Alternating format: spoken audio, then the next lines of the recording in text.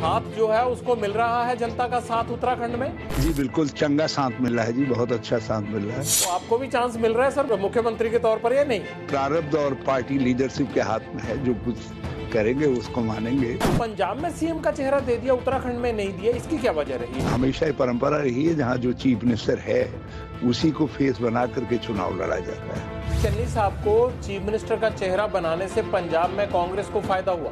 बिल्कुल फायदा हुआ और देश भर में फायदा हो रहा है। आप सीएम पद का दावेदार तो मानते हैं ना, सबसे बड़ा दावेदार अपने आप को? मैं न भी कहूँ तो भी कुछ नाम ऐसे हो जाते हैं, वो आ ही जाते हैं। मैं ये मान लूं कि कैप्टन साहब की जो बिल्डिंग गिरी, उस नींव को उखाड़ने के लिए पहली ईंट आपने सरकाई? ऐसा नहीं था। पर आपने हाईकमांड को कोई चीज तो बताई होगी ना कि क्यों कैप्टन साहब इतने नीचे लग गए हैं विरोधी पार्टियों के? वो चैप्टर खत्म है, मैं उस चैप्टर पर बात नहीं करना चाहूंगा।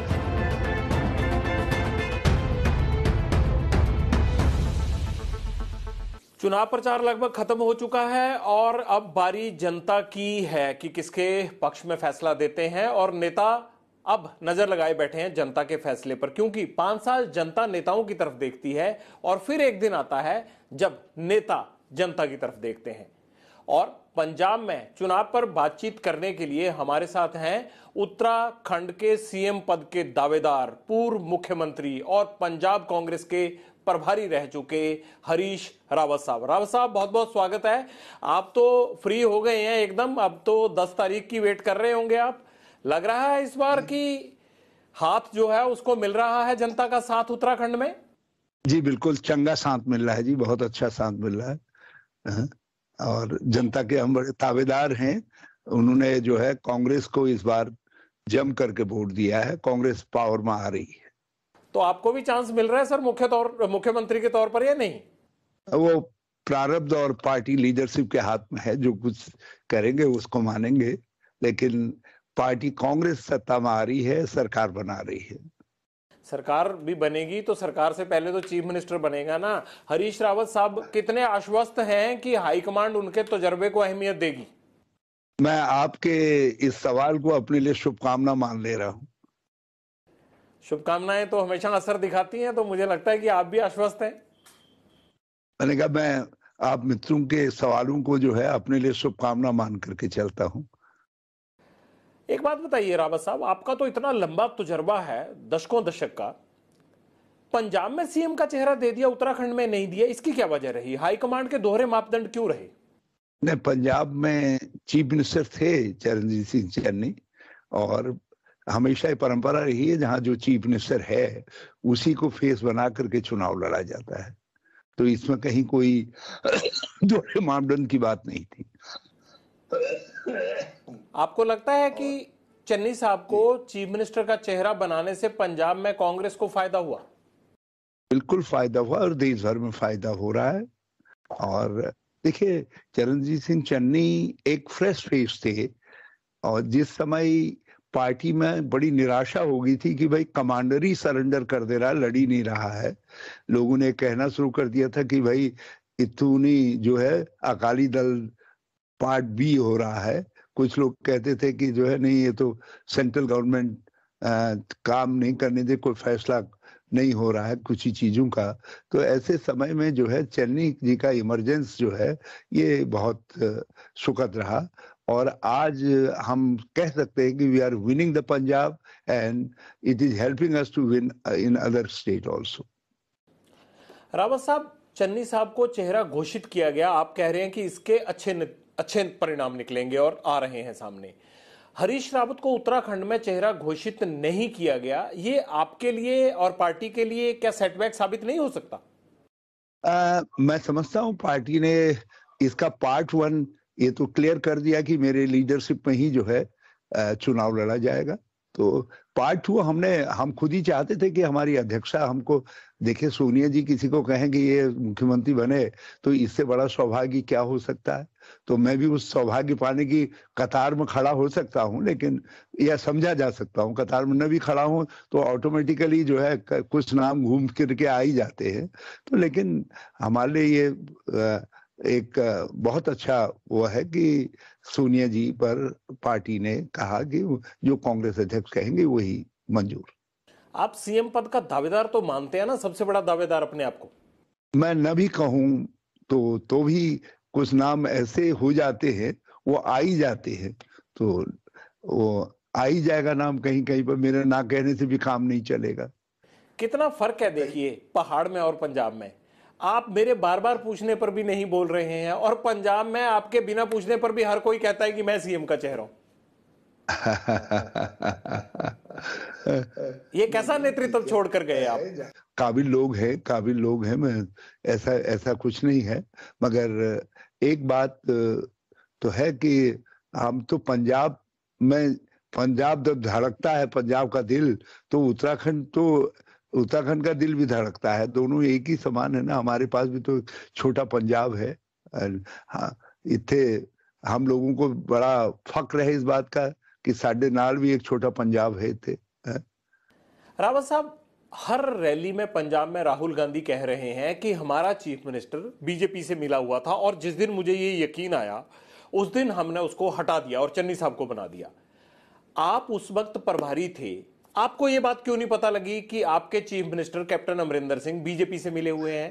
आप कैसे कह सकते हो कि ये जब मैं इस कंक्लूजन पर पहुंचा तभी तो पार्टी लीडरशिप, मैं बल्कि मुझसे पहले कांग्रेस वर्कर इस कंक्लूजन पर पहुंच चुका था कि ये या तो अकाली को मदद हो रही है हमारी प्रशासन में, या जो है भाजपा के आगे जो है चीफ मिनिस्टर बिल्कुल सरेंडर मुद्रा में है। कुछ लड़ने की लायक जिन सवालों पर लड़ा जा सकता था उन सवालों पर कोई डिसीजन नहीं ले रहे थे, तो वर्कर कहता था। तो वर्कर के बाद जो है लीडर्स इस कंक्लूजन पर पहुंचे। ये जो बदलने का फैसला था वो वस्तुतः बदलने का ना हो करके सीएलपी की मीटिंग बुलाने का था, तो वो लेजिस्लेचर का फैसला था। उन्होंने कहा था हम नहीं बुलाते हो तो हमारा तो कोई फ्यूचर ही नहीं है, आपको बुलाना पड़ेगा। और कैप्टन साहब ने जाकर के इस्तीफा दे दिया।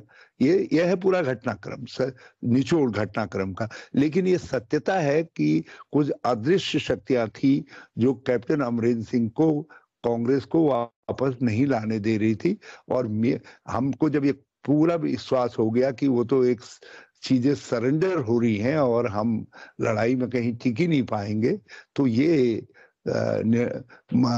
पार्टी हाईकमान ने जो है लेजिस्लेचर ने जो कुछ कहा उसे कहा ओके फाइन, आप लेजिस्लेचर की मीटिंग बुला लीजिए और आप लोग सवाल पूछ लीजिए कैप्टन से, यदि वो आपको संतुष्ट कर देते हैं ऑल राइट, नहीं करते हैं जब तो then will take the decision. जब एक बार ये मानस जब मन बना, ये मन बनाने में पंजाब कांग्रेस का बड़ा भारी हाथ है। मैं ये मान लूं कि कैप्टन साहब की जो बिल्डिंग गिरी उस नींव को उखाड़ने के लिए पहली ईंट आपने सरकाई? ऐसा नहीं था। हमने रिपेयर करने की, चीजों को सुधारने की बहुत कोशिश की। जब वो मिले हुए थे तो आप सुधारना क्यों चाहते थे? हमने कहा भाई एक यंग फेज जो एंटी इनकम्बेंसी को अब कवर कर लेगा उसको उनके साथ खड़ा किया, श्री नवजोत सिंह सिद्धू जी को। वो उससे हमने मुलाकात भी करवाई। जब उनकी जो मुलाकातें नहीं होती थी हमने हर तरीके से कोशिश की कि चीजें सुधरें, चीजें रास्ते पर आए। लेकिन कैप्टन साहब सहयोग करने को हाँ कहते थे मगर करते नहीं थे। हमने 150 कांग्रेस के लीडर्स को बुला करके जब सबकी राय ये बनी नहीं कैप्टन साहब के नेतृत्व में नहीं आ सकते हैं, मगर हमने तब भी कुछ करेक्टिव स्टेप उठाने की कोशिश की। उनको एक चार्टर दिया गया 18 पॉइंट्स का, उन्होंने उस पर अमल नहीं किया।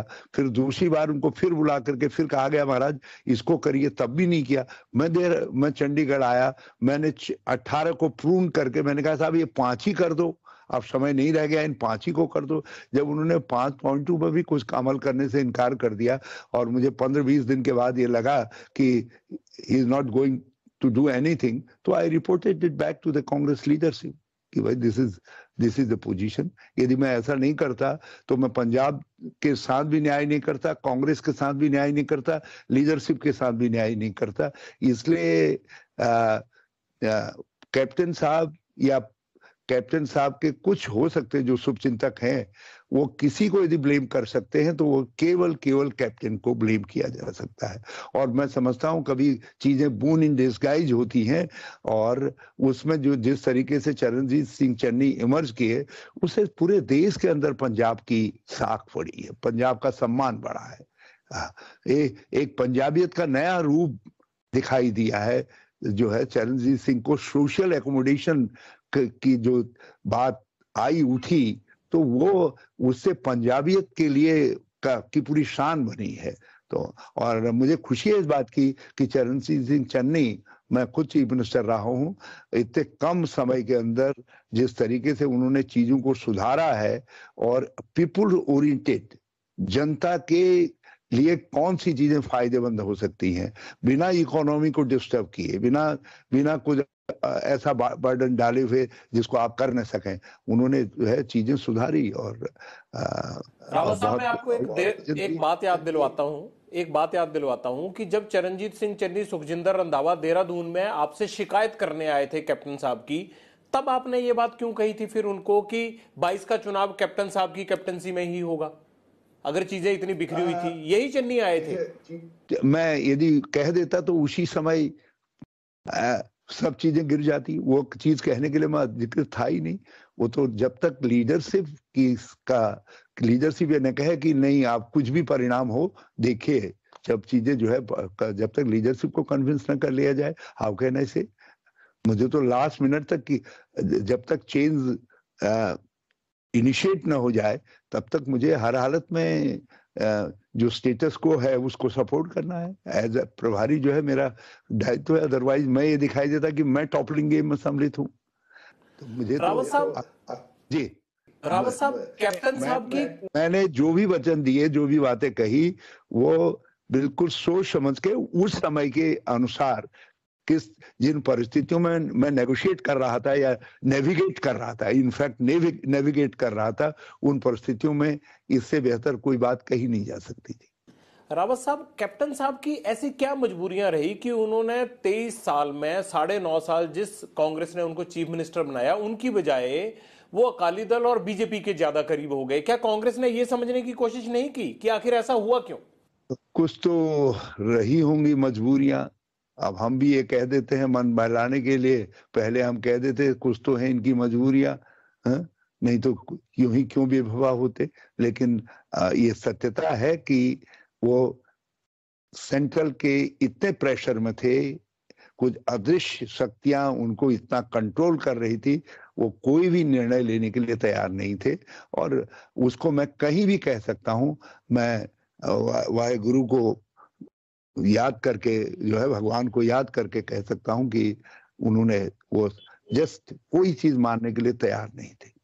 पर आपने हाईकमांड को कोई चीज तो बताई होगी ना कि क्यों कैप्टन साहब इतने नीचे लग गए हैं विरोधी पार्टियों के? कुछ तो बताया होगा। वो चैप्टर खत्म है, मैं उस चैप्टर पर बात नहीं करना चाहूंगा, क्योंकि उससे जो बढ़िया चीज निकल करके आई है कांग्रेस के लिए और पूरे पंजाब के लिए, मैं उस पर फोकस करना चाहूंगा। मुझे फक्र है इस बात का कि इस उम्र के इस पड़ाव में जो है मैं एक अच्छे निर्णय को समझने का भागीदार बन सका या उसको फैसिलिटेट करने का भागीदार बन सका। इसलिए मैं थैंक यू राहुल गांधी जी कहना चाहूंगा, पार्टी लीडरशिप को थैंक यू कहना चाहूंगा कि उन्होंने जो रिपोर्ट हमने दी, उस रिपोर्ट को उन्होंने ये माना कि हाँ यू आर राइट, ये हमारा भी कंक्लूजन यही निकल रहा है सब चीजों का। एंड लेजिस्लेचर की बात को मान लेने में ही फायदा है, लेजिस्लेटिव पार्टी की मीटिंग बुला ली जाए। एंड कैप्टन ने writing on the wall clearly पढ़ लिया, इसलिए ही वो भागे और गवर्नर के पास जाकर अपना इस्तीफा दे दिए। आपको किसी वक्त ये लगा कि कैप्टन जो है वो विद्रोह कर सकते हैं, कुछ एमएलए को अपने साथ ले जा सकते हैं, इस तरह की बात कभी आई आपके मन में या हाईकमांड के मन में? हमने एमएलए के मन की था पूरी ले ली थी। हर कोई जो है, मतलब 90% एमएलए हर हालत में कहते थे नहीं साहब कैप्टन या तो सिद्धू को लगाइए इनके साथ, कोई कहता था कुछ इनसे करवाइए, मगर और कुछ लोग कहते थे या अकाली से जो इम्प्रेशन चला गया है कि अकाली से मिले हुए हैं, ये उनको मदद कर रहे हैं, ये इम्प्रेशन वर्कर तक चला गया है, इसको दूर होना चाहिए। मतलब उनके कठोर से कठोर समर्थक भी इस बात को कहते थे और साथ साथ ये भी कहते थे कि साहब उनसे कहिए कि जरा सा निकलें बाहर और कुछ करें कुछ। रावत साहब, कैप्टन साहब ने कई बार कहा कि रावत साहब ने हाईकमांड को गुमराह किया। देखिए, मैंने कहा ना कि मैं इस विषय में कुछ नहीं कहना चाहता, ज़्यादा मैं बहस में नहीं पढ़ना चाहता, मगर मैं इतना ज़रूर कहना चाहता हूँ, जो डिसीज़न लिया गया, वो डिसीज़न बहुत सोच विचार करके, बड़े मंथन के बाद लिया गया। कैप्टन साहब का वज़न था, कैप्टन साहब का आदर था पार्टी में, इसलिए इतने दिनों तक यदि उनकी जगह पर हरीश रावत या कोई और चीफ मिनिस्टर होता, तो उसको उसको इतना वक़्त नहीं दिया जा सकता था कि अपने को सुधारो, अपने को ठीक करो। और इस कंक्लूजन पर मैं अब भी कह रहा हूं, मैं 8 महीने पहले पहुंच चुका था कि नहीं, कैप्टन कॉपरेट नहीं कर रहे हैं, कॉपरेट पार्टी को लाना चाहते हैं, उस काम में नहीं कर रहे हैं। और मगर हम उस समय किसान आंदोलन जैसा नाजुक मुद्दा था, इसलिए थोड़ा सा हम लोगों को हमको थोड़ा सा वक्त देना पड़ा उन्हें, चीजों को ठीक जरा सोच विचार करके चलना पड़ा। आप पीस मेकर की भूमिका में यहां आए थे क्योंकि उस वक्त सिद्धू वर्सेस कैप्टन बहुत बहुत बड़ा मुद्दा बन गया था पंजाब कांग्रेस में। आप एक पीस मेकर की भूमिका में आए, लेकिन अब आप चले भी गए, आपके सक्सेसर आ गए, लेकिन पंजाब कांग्रेस में पीस नहीं हुआ सर। नहीं, पीस है बाय एंड लार्ज। देखो, चीजें समझते हैं, लेकिन बातें, हम डेमोक्रेटिक पार्टी हैं और हमारे सभी नेतागण दे आर परफेक्ट डेमोक्रेट, और कुछ पंजाब की धरती का अपनी खासियत भी है, तो लोग जरा सा गरम मिजाज के कहते हैं, लेकिन चलते तो साथ है ना। मैं समझता हूँ सब साथ चल रहे हैं और पूरे दिल से चल रहे हैं। और एक बात, पंजाब कांग्रेस का प्रत्येक हर नेता समझ रहा है कि एक इतिहास बनाने के मोड़ पर हम खड़े हैं, और यदि पंजाब में हम कांग्रेस को फिर लाते हैं तो उसका असर पूरे देश में पड़ना है। और पंजाब के हर नेता की देश के अंदर साख बहुत बढ़ जाएगी। अकेले चीफ मिनिस्टर की नहीं बढ़ेगी, अकेले नवजोत सिद्धू जी की नहीं बढ़ेगी, बल्कि पंजाब में जितने नेता मैटर करते हैं उन सब की साख, इज्जत पूरे देश के कांग्रेस जनों के दिल में बढ़ेगी। तो पंजाब जीतने के कगार पर है, जीतने के कगार पर है, और मैं समझ रहा हूं कि हम जीत रहे हैं, और पंजाब कांग्रेस के सब नेता मिलजुल करके सहयोग से जिता रहे हैं। हमें नहीं लग रहा, लेकिन क्या आपको लगता है कि सिद्धू और चन्नी एक पेज पर चल रहे हैं साथ साथ पूरे चुनाव में? एक बात बताइए, पति पत्नी की सोच भी कभी कभी अलग अलग होती है, लेकिन दाम्पत्य जीवन तो बना हुआ है ना। तो वो हमारे चीफ मिनिस्टर हैं, वो हमारे पीसीसी प्रेसिडेंट हैं। तो आप कैसे, हम देखिए, कभी कभी आपको ये समझना चाहिए कि ये सब पद इंडिविजुअल भी है ना, वो अपने व्यक्ति भी हैं। तो उन बातों के बावजूद, लेकिन जो ड्यूटी है, जो कर्तव्य है पंजाब के प्रति, जो उनका कर्तव्य है, वो यह है कि मिल करके चले, और इसलिए मिल करके चल रहे हैं। जो डिसीजन उन्होंने लिए हैं वो सब मिल करके डिसीजन लिए हैं। और मुझे खुशी है ये कहते हुए कि पीसीसी प्रेसिडेंट ने चीफ मिनिस्टर के डिसीजंस को इंडोर्स किया है और उनको वेलकम किया है, उनको वेलकम किया। हाँ, बेहतर के लिए, कुछ और बेहतर के लिए सुझाव देने का उनको हक है, और उनको वो अपने मॉडल की बात करते थे, वो अपनी जगह पर बातें हैं। उसका मतलब ये नहीं है कि डिफरेंसेस हैं, हम भी तो कहीं कहीं से कुछ लेते हैं। अब इतने रद्दी मॉडल देखे, क्या कहते हैं, गुजरात मॉडल्स है। अरे, अब एक पहलवान आ रहा है दिल्ली मॉडल लेकर के। जिस पंजाबियत के मॉडल को, तुसी ये बताओ मुझे, जिस पंजाबियत के मॉडल को सब ने, दुनिया ने स्वीकार कर लिया, पंजाब से कोई बेहतर गवर्नेंस का मॉडल है? जैसे खेती में कमाल कर दिया, उद्योग में कमाल कर दिया, आर्थिक क्षेत्र में कमाल कर दिया, और अब सौहार्द और भाईचारे में कमाल कर रहा है पंजाब जो है। एक 21वीं सदी की नई दिशा दिखाता हुआ पंजाब जो है, उस मॉडल पर केजरीवाल अपना दिल्ली का मॉडल ला रहे हैं, म्युनिसिपल मॉडल। पंजाबियत का इससे बड़ा अपमान क्या हो सकता है? तो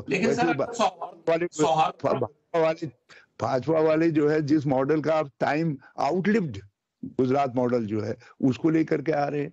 तो मेरी समस्या, जिस पंजाबियत के जिस मॉडल की वकालत श्री चरणजीत सिंह चन्नी और हमारे नवजोत सिंह सिद्धू जी, रंधावा जी और दूसरे लोग कर रहे हैं, और या हमारे जाखड़ साहब, दूसरे लोग, वही मॉडल है असली मॉडल।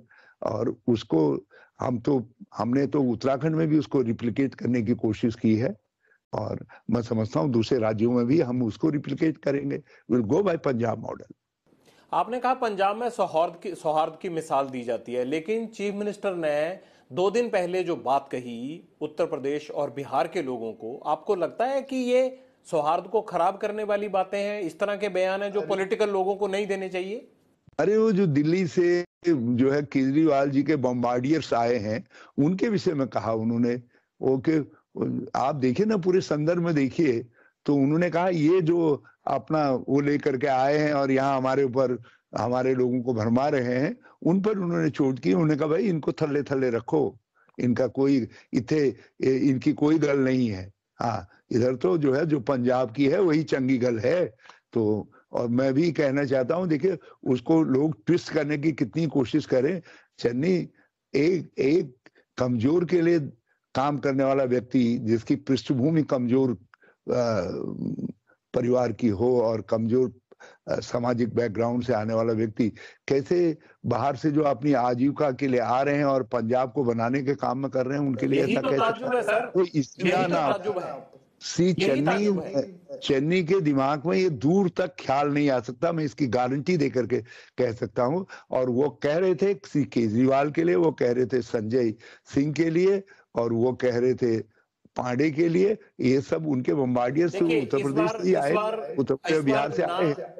ना कोई पांडे यहाँ पे है सर उनका, और ना कोई सिंह यहाँ पे है। उनके राघव चड्ढा कर रहे हैं, जरनैल सिंह कर रहे हैं, अरविंद केजरीवाल खुद हैं। ये तीनों का तो कोई उत्तर प्रदेश बिहार से लेना देना नहीं है।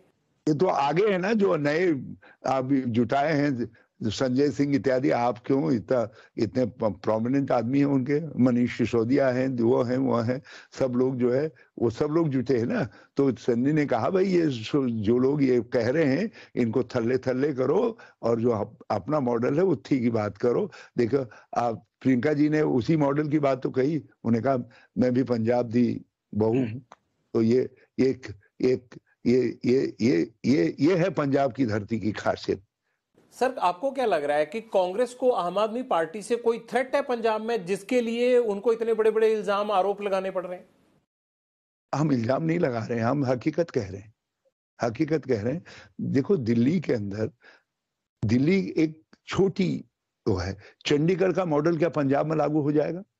मैं आप जी से सीधा सवाल कर रहा हूं। तो दिल्ली का मॉडल कैसे पंजाब के ऊपर फिट हो सकता है? और पंजाब के मॉडल कुछ बनाया नहीं केजरीवाल साहब ने। वो वहां से आकर के एक दिन प्रेस कॉन्फ्रेंस करते हैं और अपने दिल्ली मॉडल का एक आध टुकड़ा पेश कर देते हैं। तो इससे तो पंजाब नहीं बढ़ेगा आगे। पंजाब के लिए तो एक होलिस्टिक व्यू चाहिए, होलिस्टिक मॉडल चाहिए, और वो मॉडल केवल कांग्रेस के पास है, क्योंकि अकालीज रिजेक्टेड हैं।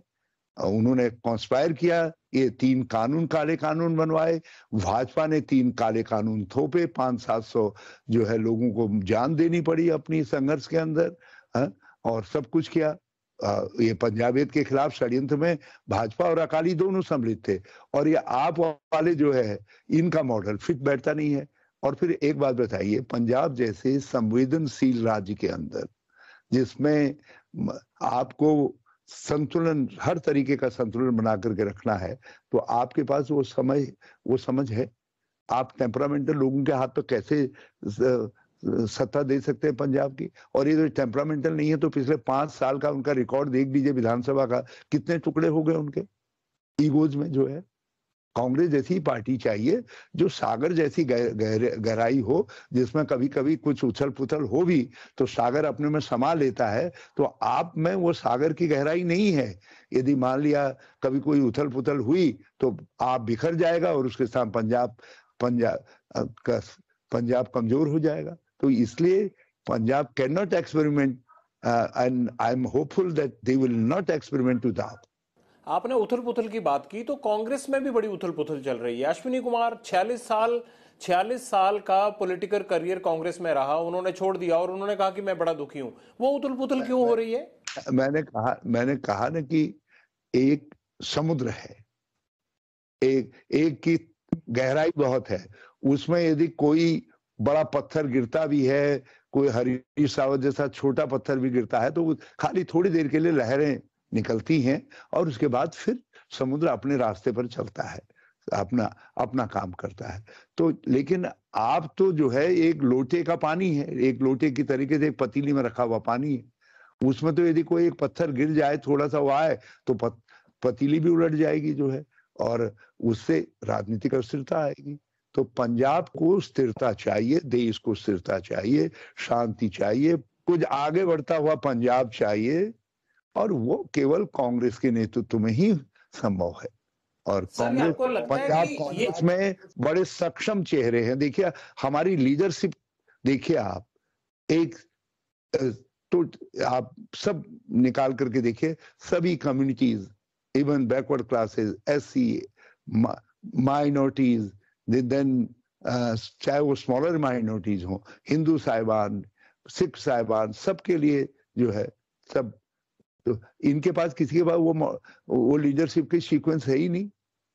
रावत साहब, आपको लगता है कि जो पुराने कांग्रेस के दिग्गज हैं उनको लेकर, चाहे वो स्टेट की बात हो चाहे वो सेंटर की बात हो, आपकी पार्टी के कमांड और कंट्रोल में कहीं ना कहीं कोई दिक्कत आ रही है? पहले G23 खड़ा था, अब और लीडर छोड़कर जाने लगे, इस पर गहन मंथन आप लोगों में क्यों नहीं हो पाता है?